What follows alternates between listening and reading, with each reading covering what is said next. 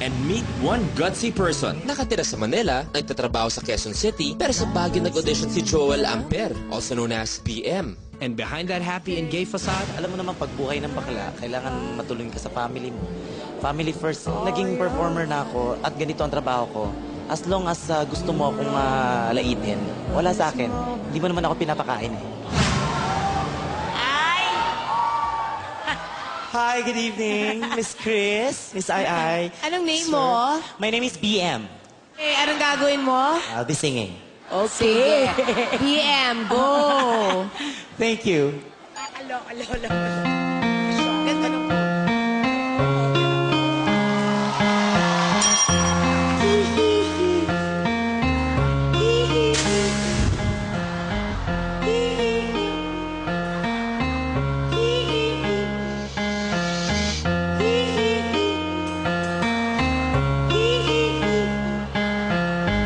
Hanap ko sa jeep ang isang araw.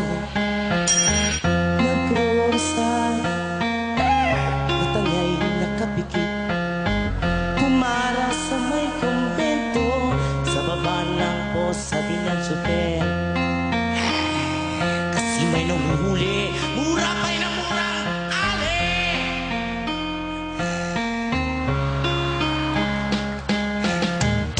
Banal na aso, sakong kabayo, natatawa ko.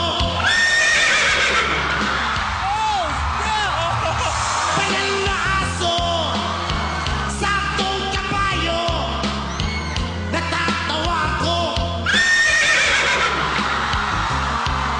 Sa'yo.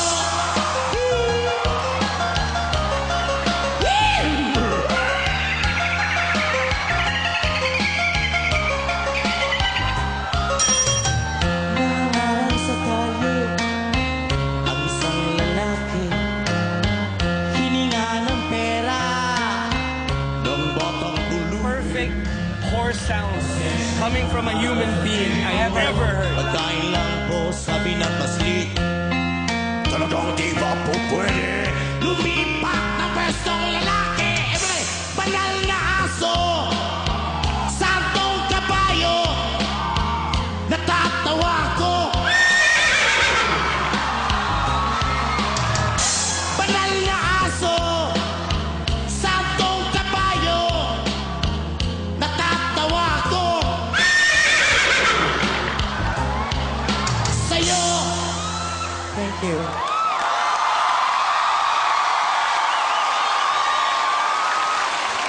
BM? Yes, madam. Initials lang ba yung BM? Ano yun? Anong... Big mouth. BM, I have a question. Kanina parang may birds, di ba? So, kaya mong birds, kaya mo ang horse. Ano pang kaya mo?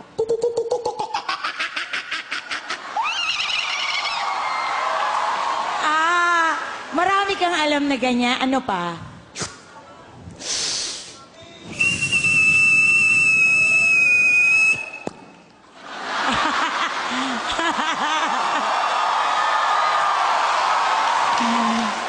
Alam mo, kahit nakakatakot yung gumaganon ka, isa kang napakagaling na performer. Thank you so much. Yes. Gumaganon. You are proof na, alam mo yung, the costume, of course, is stunning. But the performance is even more breathtaking. Thank you. You're amazing. Thank you. Let's vote. Ako, yes! Absolutely, yes. That goes for me also. It's a yes. Thank you. Congratulations, BM. See you sa next round. Thank you. May tinatago palang kakaibang talent tong si Big Mouth. And because of that, Big Mouth got big yeses from the judges.